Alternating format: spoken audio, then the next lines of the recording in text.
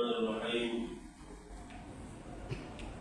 Assalamualaikum warahmatullahi wabarakatuh. Waalaikumsalam warahmatullahi wabarakatuh.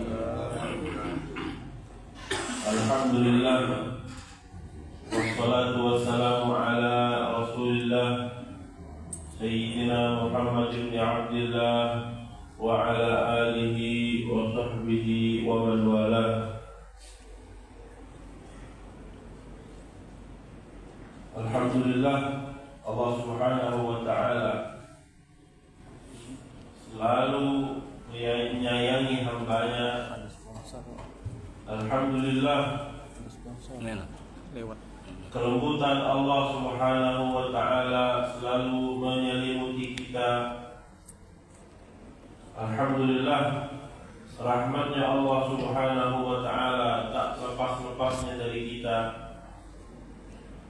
Dan dari bentuk rahmat yang Allah Subhanahu wa ta'ala selalu berikan kepada kita, yaitu ini adalah keistimewaannya umat Sayyidina Muhammad. Banyak sekali waktu-waktu, banyak sekali zaman-zaman fadilah, banyak sekali waktu-waktu yang baik pada hari-hari umat Sayyidina Muhammad. Kalau kita mau hitung, mungkin setiap bulan ada hari-hari mulia. Baru kemarin kita lewati 10 hari awal daripada Dzulhijjah. Tak lama setelah itu kita sekarang memasuki bulan Muharram. Ini bulan Muharram sebulan penuh, bulan mulia. Dan di dalam bulan Muharram ada hari yang sangat dimuliakan oleh baginda Rasulullah, adalah hari Asyura. Yang alhamdulillah kita sekarang berada di hari ke-10 tersebut dari bulan Muharram. Baginda Rasulullah sallallahu alaihi wasallam bersabda, "Inna li rabbikum fi ayyami dahrikum nafahat fata'arradu laha la'allahu an yusibahu ahadun minkum fala tashqawna ba'dahu abada." Kata baginda Rasulullah, sesungguhnya pada hari-hari kalian Allah Subhanahu wa ta'ala letakkan pemberian-pemberian, maka dekatilah pemberian-pemberian Allah Subhanahu wa ta'ala yang Allah Subhanahu wa ta'ala berikan di hari-hari tersebut. La'allahu, kata baginda Rasulullah, insyaallah ada dari seorang hamba yang mendapatkan pemberian di hari-hari tersebut, maka dia tidak akan merasakan penyesalan selama-lamanya. Kalau kita mau hitung banyak sekali, bahkan setiap hari pun ada waktu-waktu yang mulia. Misalnya sebelum subuh adalah waktu yang mulia, thuluthul akhir minal lail, sepertiga malam terakhir, itu adalah waktu yang mulia, yang mana kalau kita memanjatkan doa diijabah oleh Allah Subhanahu wa ta'ala. Kemudian sekarang ini, saat kita duduk sekarang, antara pada salat subuh sampai isyraq, orang yang duduk pada waktu itu berzikir, belajar, apapun kebaikan yang ia lakukan sampai isyraq, lalu dilanjutkan dengan salat 2 rakaat, maka pahalanya bagaikan haji umrah. Bahkan Nabi bilang haji umrah yang sempurna, bukan haji umrah biasa-biasa saja. Banyak sekali waktu-waktu yang mulia tersebut, dan di antaranya yaitu hari Asyura yang sekarang kita berada di dalamnya. Hari Asyura adalah hari yang mulia di bulan yang mulia. Mungkin semua memahami hal ini, bahwasanya Allah Subhanahu wa ta'ala setelah menciptakan 12 bulan, jadi 12 bulan ini adalah bulan yang Allah Subhanahu wa ta'ala, dari Allah Subhanahu wa ta'ala. Inna iddatash shuhuri 'inda Allah 12 syahran fi kitabillah yawma khalaqas samawati wal ard minha arba'atun hurum fala tadhlimu fihinna anfusakum wa qatilul musyrikeena kaffatan kama yuqatilunakum kaffah. Kata Allah Subhanahu wa ta'ala di dalam surah At-Taubah, sesungguhnya Allah Subhanahu wa ta'ala telah menciptakan inna iddatash syuhur, bilangan atau hitungan bulan yang telah diciptakan oleh Allah Subhanahu wa taala ada 12 bulan. Minha arba'atul hurum.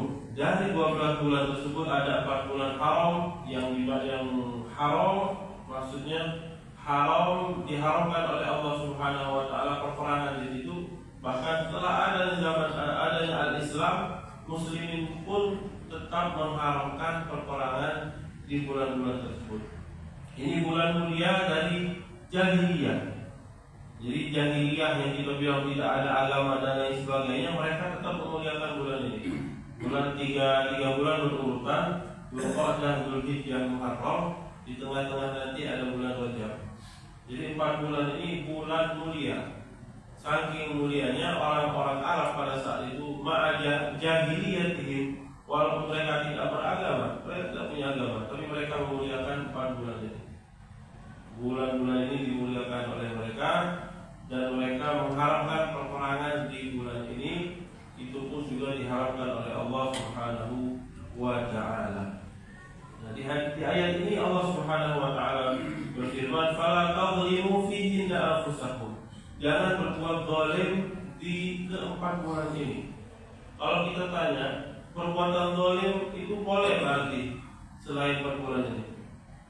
Tidak, tentu tidak boleh. Jadi di 4 bulan ini perbuatan zalim haram, di selain bulan-bulan ini pun perbuatan zalim tetap haram. Terus apa faedahnya Allah Subhanahu wa taala bilang jangan berbuat zalim di 4 bulan ini? Kata para ulama, ini adalah penekanan oleh Allah Subhanahu wa taala. Jadi di bulan-bulan yang lain tetap haram. Di bulan ini, di keempat bulan ini sangat jelek jika kita berbuat kezaliman, baik itu terhadap diri kita sendiri ataupun terhadap orang lain. Ini yang dimaksud dengan hal tersebut. Karena dari berbagai macam hadis dan ayat Qur'aniyah, para ulama menyimpulkan perbuatan baik itu akan lebih baik jika terkait dengan 3 hal. Dan sebaliknya, perbuatan zalim, perbuatan maksiat akan lebih jelek jika terkait dengan 3 hal. Kita mulai dulu dengan perbuatan baik, atau kita jelaskan dulu apa 3 hal ini. Hal yang pertama yang sangat lengket kepada seseorang yaitu dirinya sendiri. Jadi perbuatan baik akan lebih baik jika perbuatan tersebut timbul dari seorang. Dan perbuatan jelek pun jika timbul dari seseorang itu akan lebih jelek. Orang yang bertakwa kepada Allah Subhanahu wa taala, perbuatan solehnya, amal ibadah yang soleh dia lakukan akan lebih baik jika dia lakukan dibandingkan dengan orang biasa yang melakukannya. Ini hal biasa, lumrah. Sekarang kita ibaratkan misalnya marbot masjid. Marbot masjid mungkin kalau di luar kelihatan pakai celana pendek lah mungkin. Satu orang ngomong, ini marbot masjid, kok pakai celana pendek? Padahal pakai celana pendek buat siapapun tidak bagus, karena membuka aurat. Atau kalau kita mau contohkan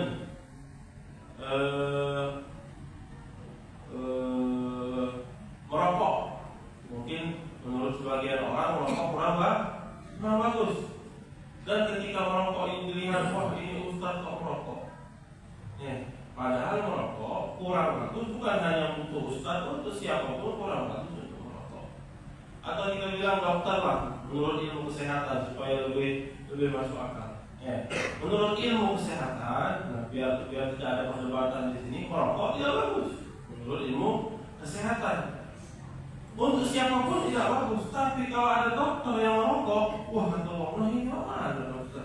Dia dokter kok merokok. Mungkin kayak gitu lebih masuk di akal. Jadi perbuatan taat jika dilakukan oleh orang yang bertakwa, nilainya akan lebih daripada perbuatan ini dilakukan oleh orang biasa.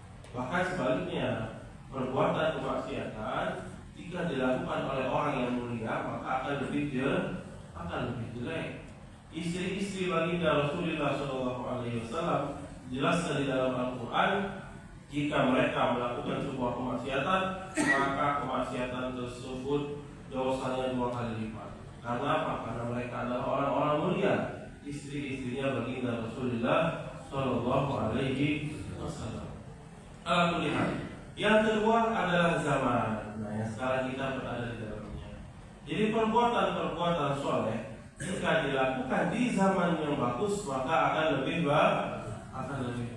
Begitu sebaliknya, perbuatan kemaksiatan jika dilakukan di zaman yang bagus, di waktu yang bagus, di waktu yang dimuliakan oleh Allah Subhanahu wa taala, maka akan lebih jelek. Inilah yang dimaksud dengan ayat fala tadhlimu fihinna anfusakum. Jangan antum berbuat zalim di keempat bulan ini. Kita bilang di semua bulan pun tidak boleh berbuat zalim, akan tetapi di keempat bulan ini perbuatan zalim untuk diri sendiri dengan kemaksiatan ataupun dengan orang lain semuanya akan lebih jelek karena dilakukan di bulan yang mulia. Mungkin antum sering dengar hadis bahwasanya perbuatan yang fardhu, perbuatan fardu, amal yang fardu kalau dilakukan di bulan Ramadan maka pahalanya berlipat ganda. Karena apa ini? Karena bulan Ramadan bulan yang mulia. Maka di dalam hadis perbuatan perbuatan fardu, amal fardu yang dilakukan di bulan Ramadan nilainya seperti 70 fardu. Sedangkan amal yang sunnah dilakukan di bulan Ramadan pahalanya seperti amal yang fardu. Hal ini terjadi karena bulan Ramadan adalah bulan yang dimuliakan oleh Allah Subhanahu wa taala. Hal yang ketiga adalah tempat. Salat berjamaah di rumah bagus, tapi kalau salat berjamaah di masjid akan lebih bernilai di sisi Allah Subhanahu wa taala. Jadi ada tiga hal ini terkait dengannya amal yang taat akan menjadi lebih baik jika dilakukan pada 3 hal ini. Begitupun sebaliknya perbuatan maksiat akan lebih jelek jika dilakukan pada 3 hal tersebut, orangnya, kemudian zamannya, kemudian waktunya, tempatnya. Alhamdulillah kita sekarang berada di bulan Muharram. Sebenarnya kalau kita mau bilang amal apa Ustaz yang paling bagus dilakukan di bulan Muharram, amal terbaik yang dilakukan di bulan Muharram adalah berpuasa di bulan Muharram. 1 bulan penuh kalau orang bisa. Di dalam hadis baginda Rasulullah SAW bersabda, "Afdhalus siyam ba'da Ramadan syahrullahil Muharram." Amal ibadah yang paling baik dilakukan setelah berpuasa di bulan Ramadan adalah berpuasa di bulan Muharram. Jadi yang biasa puasa Senin Kamis, maka di bulan Muharram ini lebih giat lagi. Jangan bolong kalau sudah biasa berpuasa di Senin Kamis. Karena Senin Kamisnya di bulan Muharram berbeda dengan Senin Kamis di bulan-bulan yang lain, karena bulan-bulan ini adalah puasa di dalamnya lebih afdal atau paling afdal setelah puasa wajib di bulan Ramadan. Dan puasa yang paling afdal dilakukan adalah puasa Asyura. Puasa di tanggal 10 Muharram. Ini puasa telah dilakukan oleh orang-orang Quraisy sebelum Nabi Muhammad SAW diangkat menjadi nabi. Jadi kata Sayyidah Aisyah radhiyallahu taala anha, orang-orang Quraisy itu memuliakan hari Asyura. Kata para ulama, ada apa di hari Asyura sehingga mereka memuliakan? Kemungkinan kata Imam Qurtubi, ini adalah amal yang mereka warisi dari datuk-datuk mereka. Sebagaimana haji. Haji itu amal yang mereka warisi dari datuk-datuk mereka. Walaupun haji yang mereka lakukan tidak sah dalam agama kita Islam, tapi ini haji adalah amal mutawarif yang mereka warisi dari datuk-datuk mereka sampai kepada Nabi Allah Ibrahim. Mungkin salah seorang ulama Al-Imam Al-Qurtubi, mungkin mereka mengetahui afdhaliyah berpuasa di dalam hari 10 bulan Muharram ini. Mereka dapati dari Nabi Allah Ibrahim terus turun-menurun sampai kepada jahiliyah yang ada di zaman Nabi Muhammad SAW. Jadi Nabi Muhammad telah berpuasa di tanggal 10 Muharram dari beliau belum diangkat menjadi nabi, kemudian dilanjutkan setelah beliau diangkat menjadi nabi.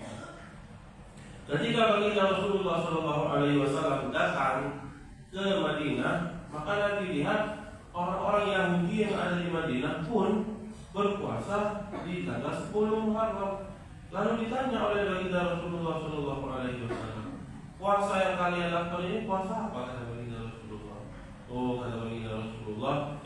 Baginda Rasulullah bertanya kepada Yahudi, puasa apa yang kalian lakukan?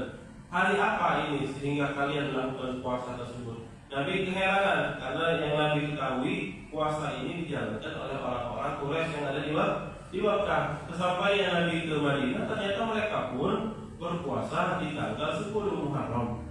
Dijawab oleh orang Yahudi, ini adalah hari yang mana Allah Subhanahu wa taala menyelamatkan Nabi Allah Musa. Allah Subhanahu wa taala menenggelamkan di hari ini, hari Asyura, kaum Fir'aun, dan Allah Subhanahu wa taala menyudahi azab yang Allah Subhanahu wa taala turunkan kepada kaumnya Nabi Allah Nuh. Di dalam hadis, istawat safinatun Nuh, kapalnya Nabi Allah Nuh sudah berdermaga di atas gunung. Sebagian ulama menyebutnya gunung Judi, kata mereka. Jadi kapalnya Nabi Allah Nuh berdermaga di tempat tersebut. Jadi Allah Subhanahu wa taala menyudahi azab Allah Subhanahu wa taala terhadap kaumnya Nabi Allah Nuh. Ini yang riwayat yang datang di dalam hadis riwayat Imam Ahmad. Terus banyak lagi kabar-kabar, berita-berita atau sejarah-sejarah yang terjadi di hari ini, walaupun tidak melalui sanad yang sahih dari baginda Rasulullah SAW, tapi kalau cuma diceritakan sebagai tarikh, sebagai sejarah, tidak masalah. Dan diriwayatkan bahwasanya Allah Subhanahu wa taala menerima taubatnya Nabi Allah Adam di hari ini. Begitu pula Allah Subhanahu wa taala menerima taubatnya kaum Nabi Allah Yunus di hari ini. Jadi ini hari adalah hari yang mulia. Dan cara mereka memuliakan hari-hari yang mulia dengan melakukan ibadat di dalamnya. Tidak hanya berpuasa. Puasa adalah amal yang sangat dianjurkan di hari ini, tapi masih ada amal ibadah yang lain yang bagus untuk kita lakukan di hari-hari ini. Saking baginda Rasulullah SAW memuliakan hari Asyura, baginda Rasulullah SAW memerintahkan salah seorang sahabat untuk menyampaikan pengumuman kepada muslimin yang ada di kampungnya masing-masing. Kata Rasulullah, sampaikan kepada semua muslimin, barang siapa yang belum berpuasa, maka mereka tafadhol untuk menjaga diri dari makan. Dan bagi mereka yang telah berpuasa di hari Asyura, maka lanjutkanlah berpuasanya. Bahkan Rasulullah SAW pun memerintahkan para sahabat untuk anak-anak kecil, kata baginda Rasulullah, yang belum bisa berpuasa, agar mereka ikut bersama-sama untuk berpuasa di hari Asyura. Kata baginda Rasulullah, kasih mainan. Kalau mereka lapar, kasih mainan biar main lupa. Tapi jangan dikasih main HP. Lupa kalau ada itu. Sahabat apanya pun lupa kalau pegang HP. Ibu-ibunya pun lupa juga kalau pegang HP.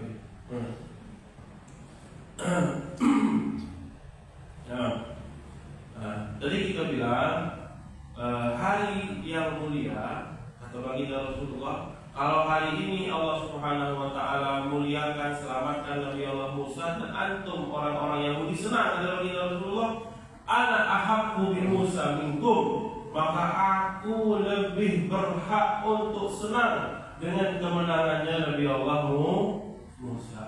Makanya kita bilang mengibaratkan kesenangan di hari-hari yang mulia bukan dengan kemaksiatan kepada Allah Subhanahu wa taala, tapi bentuk kita mengibaratkan kesenangan di hari-hari yang mulia dengan mendekatkan diri kepada Allah Subhanahu wa taala.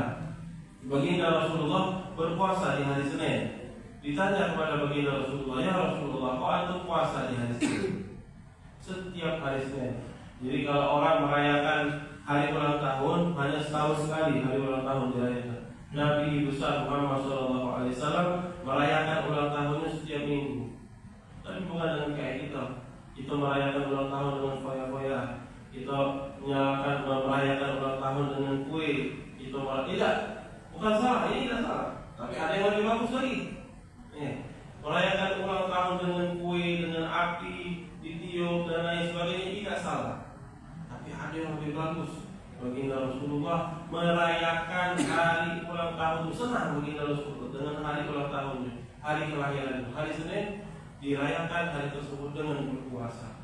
Jadi kata baginda Rasulullah, aku puasa di hari Senin karena hari Senin yaumun wulidtu fihi, kata Rasulullah, hari yang aku dilahirkan di situ. Jadi mengibaratkan kesenangan kita atas semua kemurahan yang Allah Subhanahu wa taala berikan, atas semua kebaikan yang Allah Subhanahu wa taala berikan kepada kita, yaitu dengan perbuatan yang soleh. Kita tidak bilang bukan hanya dengan berpuasa, tidak, tapi dengan perbuatan soleh apapun cara kita mengibaratkan kesenangan kita atas pemberian Allah Subhanahu wa taala. Ma'asyiral hadirin rahimakumullah. Di antara perbuatan soleh yang bisa kita rayakan, bisa kita lakukan di bulan Muharram ini, atau terlebih lagi di hari Asyura ini, sebagai bentuk syukur kita kepada Allah Subhanahu wa taala atas nikmat yang Allah Subhanahu wa taala berikan, nikmat rohani, nikmat jasmani yang Allah Subhanahu wa taala berikan kepada kita, yaitu dengan berbagi, dengan bersedekah. Dan sedekah yang mana yang paling bagus? Sedekah yang paling bagus adalah sedekah yang diberikan kepada anak-anak yatim dan kepada fuqara wal masakin. Kata baginda Rasulullah sallallahu alaihi wasallam, "Inna hadzal mal hurwatul khadirah." Kata baginda Rasulullah, harta ini, kata baginda Rasulullah, manis. Harta ini manisnya, bagusnya, kata baginda Rasulullah sallallahu alaihi wasallam. Orang Arab mengibaratkan hal yang bagus itu dengan warna hijau. Hurwatul khadirah. Kata baginda Muhammad SAW, manis dan warnanya hijau. Jadi mereka itu mengibaratkan hal yang bagus dengan warna hijau. Bahkan kita juga bilang kalau ini mau duit, hijau kalau maksudnya. Jadi mereka itu mengibaratkan hal yang indah dengan warna hijau. Benar, hijau warnanya. Benar. Ya begitulah kata baginda Rasulullah. Inna hadzal mal khadiratul hurwa. Hijau manis, kata baginda Rasulullah. Artinya yang hijau kalau maksudnya. Tapi kata baginda Rasulullah, fa ni'ma sahibul mal. Orang yang mempunyai harta yang terbaik, kata baginda Rasulullah sallallahu alaihi wasallam, harta yang disedekahkan kepada orang-orang miskin, harta yang disedekahkan kepada anak yatim, dan harta yang disedekahkan, kata baginda Rasulullah, kepada musafir. Fa ni'ma sahibul malil muslim ma u'tiya minhu al-miskin wal yatim wa ibnus sabil. Jadi harta yang terbaik, harta sudah bagus. Harta ini bagus atau tidak? Tergantung. Atau ulama tergantung harta ini ditaruh di mana. Jadi kalau harta ini dunia lah kita bilang, dunia ini bagus atau tidak? Kalau kita mau bilang tidak bagus, toh ada Nabi yang Allah Subhanahu wa taala jadikan kaya raya. Nabi Allah Sulaiman bin Daud, kaya raya, Nabi raja. Dan banyak sebenarnya Nabi yang Allah Subhanahu wa taala berikan hidupnya itu berkecukupan. Di antaranya Nabi yang paling mulia. Kalau ukuran mulia itu harta, harusnya Nabi Muhammad SAW paling kaya. Tapi ukuran mulia itu bukan di harta. Makanya Nabi Muhammad walaupun beliau paling mulia, tapi beliau berkecukupan. Tidak kita bilang miskin, tapi Muhammad SAW berkecukupan. Harus dijaga bahasanya ketika kita ucapkan untuk baginda Rasulullah. Orang bilang baginda Rasulullah miskin benar, tapi ada bahasa yang lebih bagus. Itu bilang beliau berkecukupan. Jadi yang bagus mana? Sahabat Rasulullah pun begitu. Sahabat yang paling dekat sama Nabi Muhammad, Sayyidina Abu Bakar, dulunya bukan kaya. Jadi yang bagus bukan kaya, bukan miskin, tapi yang bagus adalah harta yang mengantarkan kita kepada ridwan Allah Subhanahu wa Ta'ala. Para sahabat baginda Rasulullah ini, sahabat Nabi ini, punya iri-irian, tapi iri-iriannya buat hal yang baik. Kalau kita mungkin, bulan duitnya banyak, mobilnya banyak, alat-alat banyak. Ukuran kita itu, ukuran kita itu. Ini kata Allah Subhanahu Wa Taala membandingkan antara orang yang melihat hartanya Qarun. Qarun kan banyak duitnya Qarun. Qarun ini keluarganya Nabi Allah Musa, diberikan oleh Allah Subhanahu Wa Taala harta yang banyak. Orang-orang yang mempunyai ilmu itu menganggap harta yang ada di tangannya Qarun hal yang sepele, tapi mereka sebaliknya, berarti mereka orang-orang yang bodoh. Mereka orang-orang yang bodoh menganggap harta yang ada di tangannya Qarun ini harta yang bagus, yang enak. Katanya, ya laitana mithla ma utiya Qarun innahu la hadzin azim. Ya kalau mak hidupnya Qarun ngapo hartanya banyak. Tapi kata orang-orang yang berilmu, wa qala alladziina utul ilma wailakum thawabullahi khair. Kata orang-orang yang beriman, kata orang-orang yang berilmu ketika mendengar ucapan orang-orang yang bodoh mengenai hartanya Qarun, kata mereka wailakum thawabullahi khair. Ganjaran dari Allah Subhanahu wa Ta'ala itu lebih bagus daripada harta yang ada di tangannya Qarun. Jadi kita balik kepada sahabatnya baginda Rasulullah. Sahabatnya baginda Rasulullah ini iri, tapi irinya mereka dalam hal kebaikan. Jadi datanglah orang-orang yang miskin daripada sahabatnya Nabi Muhammad kepada Nabi Muhammad. Ya Rasulullah Sallallahu Alaihi Wasallam, ada apa? Ada laporan ya Rasulullah. Zahaba ahlul dusur bil ujur. Atau kama qalu. Ya Rasulullah, orang-orang yang kaya mereka berlalu, mereka dapat meraih keridhaan Allah Subhanahu Wa Taala dengan pahala-pahala yang banyak. Kata baginda Rasulullah, sama dunia mereka bisa meraih pahala yang banyak dengan hartanya mereka. Jadi kata orang-orang yang miskin dari sahabatnya baginda Rasulullah SAW, kami berpuasa, mereka berpuasa, sama. Kami sholat, mereka pun sholat, sama. Tapi ada hal yang kami tidak bisa lakukan, wahai Rasulullah. Apa? Wa yatasaddaqun bi fuduli amwalihim. Mereka orang-orang yang kaya, wahai baginda Rasulullah, bisa sedekah. Kami pun ingin bersedekah. Inilah yang membuat para sahabat baginda Rasulullah Shallallahu Alaihi Wasallam iri dengan mereka yang berharta. Kepalangan kita memberikan faedah. Dari hadis ini Nabi Muhammad SAW akhirnya bilang, oh antum yang belum bisa bersedekah pengen mendapatkan pahala seperti mereka yang bisa bersedekah. Nah ya Rasulullah, kalau mereka bisa bersedekah dan bisa meraih keridhaan Allah dengan sedekah, kami pun ingin meraih keridhaan Allah dengan sedekah. Kata baginda Rasulullah, aku ajarkan 3 kalimat tidak payah. Kata baginda Rasulullah, dibaca setelah sholat masing-masing 33 kali. Subhanallah, subhanallah, subhanallah 33 kali. Alhamdulillah, alhamdulillah, alhamdulillah 33 kali. Allahu akbar, Allahu akbar, Allahu akbar 33 kali. Baca 3 kalimat ini kata baginda Rasulullah, tidak payah-payah. Insyaallah orang-orang yang belum mampu bersedekah bisa menyamai harta mereka yang bersedekah. Masih belum selesai sahabat Rasulullah. Ya Rasulullah, kalau kami baca ini, nanti yang berduit tahu juga hadis ini, dibaca juga. Nah kata Nabi sudah, Dzalika fadlullahi yu'tihi man yasha. Kata Rasulullah, kalau sudah kayak gitu, tak ada jawaban lagi. Ini adalah pemberian dari Allah yang harus diridhoi oleh masing-masing. Mana tidak boleh tahu mereka, tidak boleh tahu. Diamalkan juga oleh orang-orang yang kaya lebih mereka.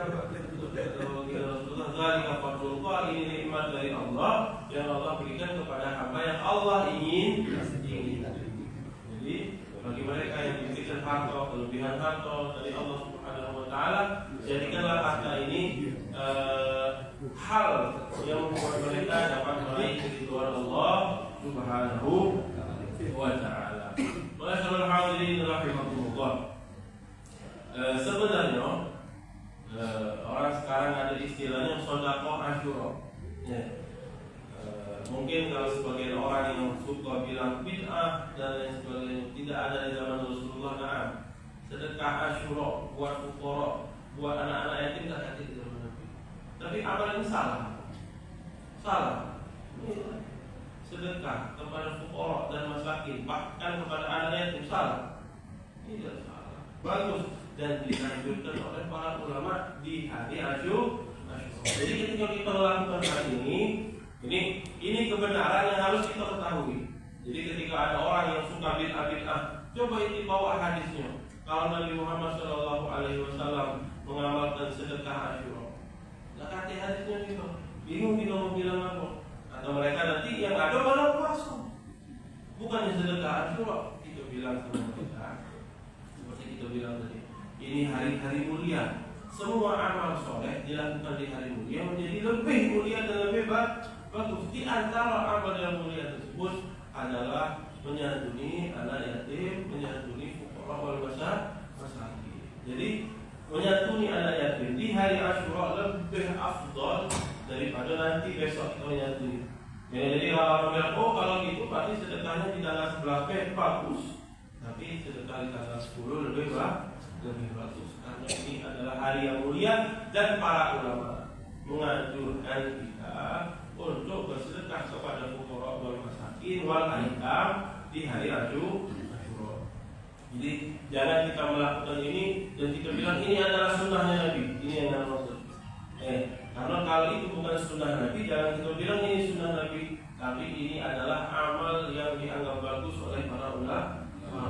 Jadi kita melakukan hal ini bukan karena Nabi mengucapkan hal tersebut, tapi karena para ulama membiasakan kita untuk bersedekah di tanggal 10 dari Muharram kepada anak-anak yatim. Sedekah kepada anak yatim afdal bagus. Di dalam hadis kata baginda Rasulullah Sallallahu Alaihi Wasallam ada hadis yang bilang ana wa kafirul yatama kahataini. Kita bilang kita sekarang kita tidak menanggung anak yatim. Ya udah ada hadis yang lain.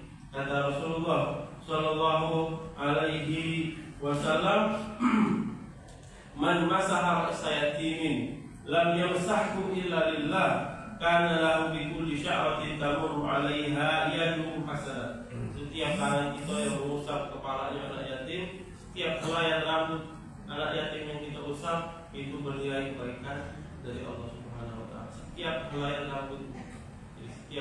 rambut yang kita usapkan dengan tangan kita kepada anak yatim, tapi mengusapnya jangan dengan sombong.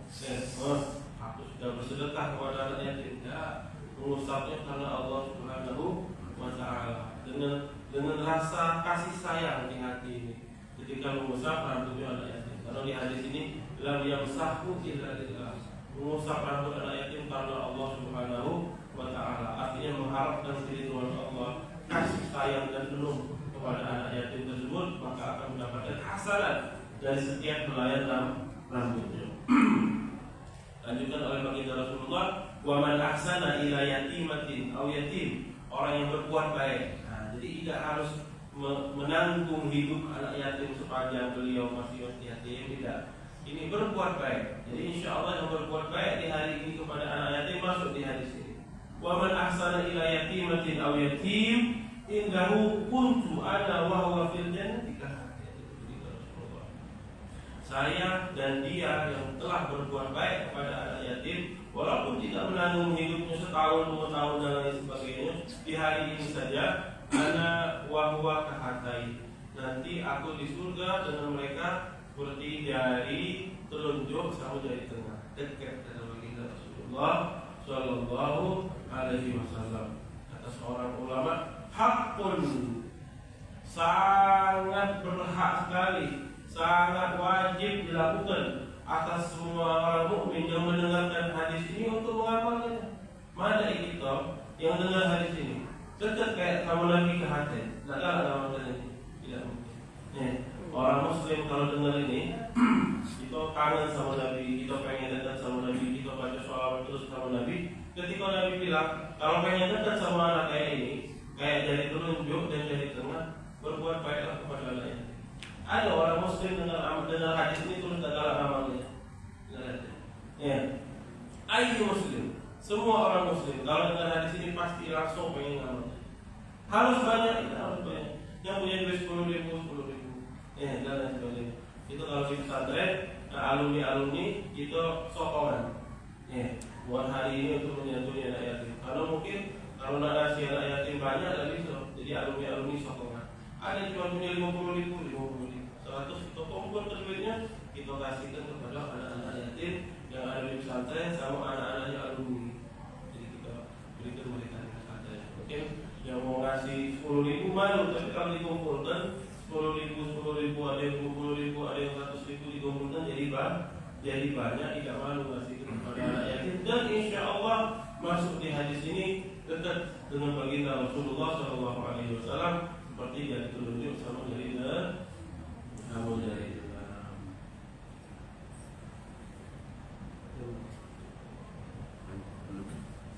tanya jawab. Sekian majelis kita untuk hari ini. Jadi ini hari yang baik. Ustaz kami tidak sempat berpuasa, tidak masalah. Masih banyak amal ibadah baik, banyak. Ngajinya kita di hari ini tidak seperti ngajinya kita di hari-hari yang lain. Sholat duhanya, sholat jamaah, semua amal yang baik di hari ini lebih afdal dari amal ibadah kita di hari-hari yang lain. Dan lebih lagi bersedekah kepada orang-orang miskin, kepada anak-anak yatim. Hadza minni wa minkum. Wassalamualaikum warahmatullahi wabarakatuh. Waalaikumsalam warahmatullahi wabarakatuh. Bagi lima masjid ada yang mau ditanyakan oleh ibunya atau bapaknya, kita kasih pertanyaan dua, satu dari ibu, satu dari bapak-bapaknya. Pertanyaan boleh bebas.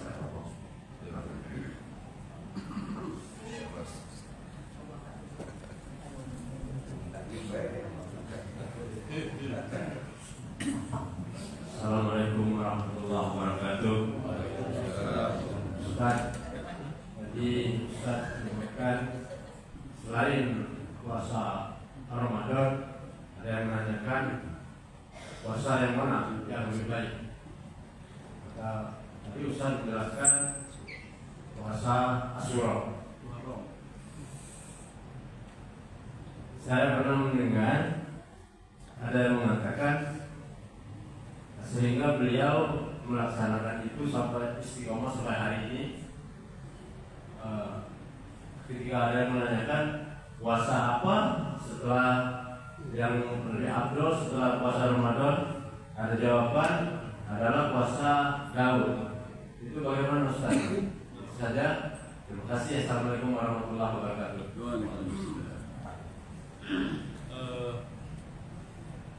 Sebelum Al-Fadhil jawab pertanyaan tadi, ada satu amalan lagi. Jadi ada 3 amalan puasa, sedekah kepada anak yatim. Ada satu lagi yang belum Al-Fadhil sampaikan, dan ini masih bisa kita lakukan, masih pagi. Apa itu? At-tausi'atu 'alal iyal, memberikan makanan yang lebih buat keluarga yang ada di rumah. Seandainya biasanya antum kalau makan siang itu makan tempe, hari ini jangan tempe. Kalau di ayam, bapak-bapak kasih nafkah lebih buat ibunya. Oh, hari ini kita makan tempe, hari ini kita makan ayam. Yang biasa makan ayam lebih kan? Hari ini jangan makan ayam, makan sapi atau kambing.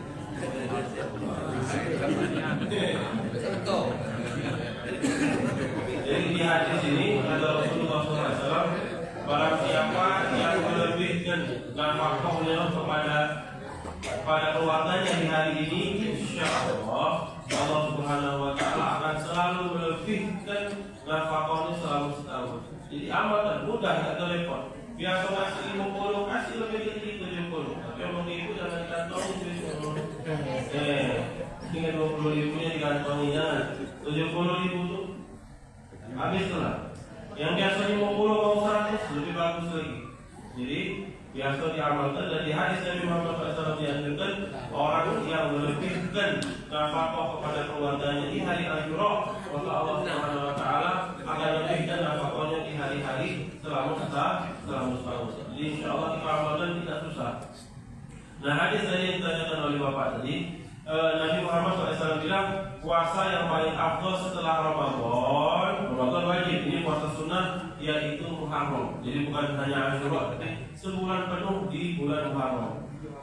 Kebetulan Bapak tanya, dan kebetulan Allah Subhanahu Wa Taala beri taufik buat al-faqih tepat di hadis di masalah yang Bapak tanya. Kemarin tepat di masalah yang Bapak tanya. Jadi kata ulama, kalau bulan Muharram dibilang bulan yang paling afdal kita berpuasa setelah Ramadan. Terus di hadis yang lain Nabi Muhammad pun pernah bersabda, puasa yang afdal setelah Ramadan adalah puasa Daud. Jadi hadis ini kayak mana kita memahami hadis ini? Kata ulama, cara memahami hadis ini, puasa Daud itu cara berpuasa. Jadi bukan hari waktu, bukan caranya berpuasa. Sehari puasa, sehari tidak. Sehari puasa, sehari tidak. Nah itu namanya puasa Daud. Caranya. Sedangkan bulan Muharram adalah tempatnya. Itu untuk berpuasa. Jadi yang biasa berpuasa Daud dan puasa ini adalah cara puasa yang paling afdal. Cara puasa yang paling afdal yang dilakukan setelah bulan puasa Ramadan. Jadi cara yang paling afdal, cara Nabi Allah Daud berpuasa. Sehari puasa, sehari tidak. Kenapa kata ulama? Karena kita kalau sudah terbiasa berpuasa, puasa itu dianggap biasa, tidak susah lagi. Kita katik kohor nafasnya, kita katik melawan hawa nafsu. Tapi kalau sehari puasa, besok makan lemak, besok puasa lagi. Nah, di sini ada kohor nafsu, ada melawan hawa nafsu. Terus hawa nafsu itu dididik, makan tidak makan, makan tidak makan, makan tidak makan. Ini jadi tata cara puasa yang afdal, tata cara puasa Nabi Allah Daud. Sehari puasa, sehari libur, sehari puasa, sehari libur. Sedangkan bulan yang paling afdal setelah Muharram, setelah Ramadan adalah bulan Muharram.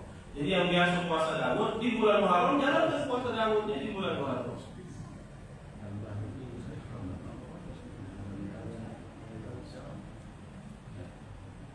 Mungkin ada satu lagi. Ada. Saja. Nah, saya banyak agak sulit.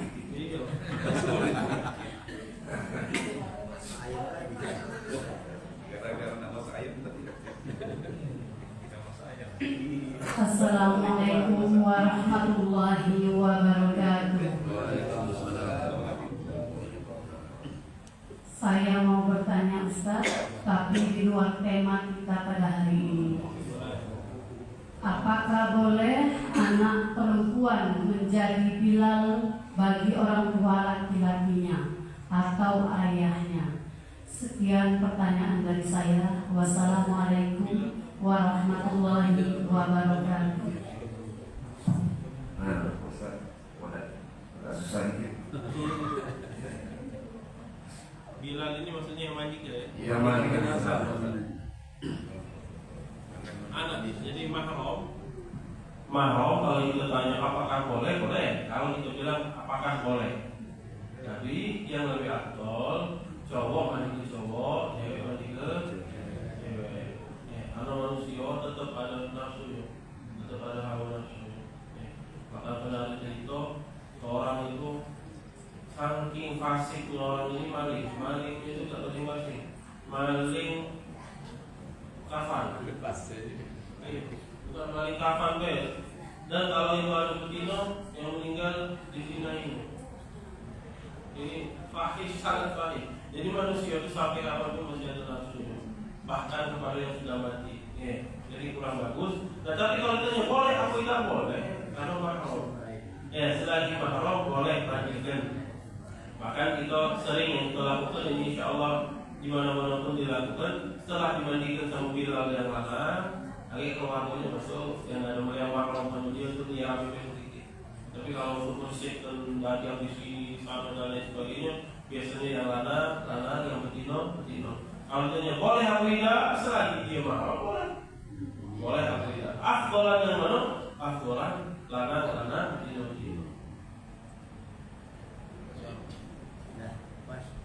Baik, terima kasih banyak Pak Ustaz. Kalau memang tidak ada pertanyaan lagi, kita akan tutup pembahasan dialog kita pada pagi hari ini.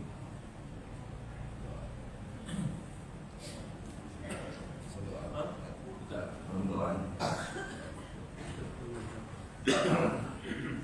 Bismillahirrahmanirrahim. Alhamdulillahirabbil alamin. Allahumma shalli ala sayyidina Muhammad wa ala ali sayyidina Muhammad. Allahumma inna nas'aluka ilman nafi'an wa 'amalan mutaqabbalan wa rizqan halalan thayyiban wa wasi'an barakah. Allahumma anfa'na bima 'allamtana wa 'allimna ma yanfa'una wa zidna 'ilma. Walhamdulillahi 'ala kulli hal. La ilaha illallah al-'azimul halim. La ilaha illallah rabbul 'arsyil 'azim. لا إله إلا الله رب السماوات ورب الأرض رب العرش الكريم. لا إله إلا أنت سبحانك إنا كنا من الظالمين. اللهم اجعل جمعنا هذا جمعا مرحوما وتفرقنا من بعده تفرقا معصوما. ولا تجعل اللهم فينا ولا معنا ولا حوالينا شقيا ولا محروما ولا مطرودا برحمتك يا أرحم الراحمين.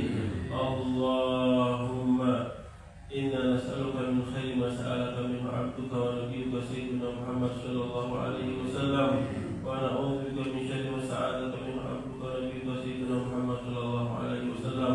اللهم لا تدع لنا ولآبائنا ولأمهاتنا ولإخواننا ولأخواتنا ولأزواجنا ولمن له الحقوق علينا ولمن أوصانا بالدعاء. يا رب لا تدع لنا ولهم ذنبا إلا غفرته ولا هما إلا فرجته ولا ذنبا إلا نفسته ولا دينا إلا قضيته ولا حاجة من حوائج الدنيا والآخرة هي لك فيها رضا ولنا فيها صلاح إلا رضيتها ويسرتها يا رب العالمين. وصلى الله على سيدنا محمد وعلى آله وصحبه وسلم والحمد لله رب العالمين.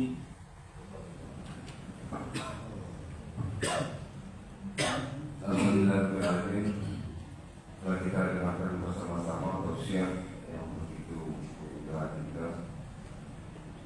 Semoga apa yang kita dengarkan mendapatkan amal jariah. Adapun kesimpulan dari pembahasan pada pagi hari ini, ya, kalau terpilihnya mungkin ada 4 bulan yang diutamakan, bulan yang suci, bulan itu bulan Rajab, Dzulqa'dah, Dzulhijjah dan bulan Muharram. Saya selaku pembawa acara mohon maaf apabila ada kata-kata yang salah kepada Allah dan mohon ampun. Assalamualaikum warahmatullahi wabarakatuh.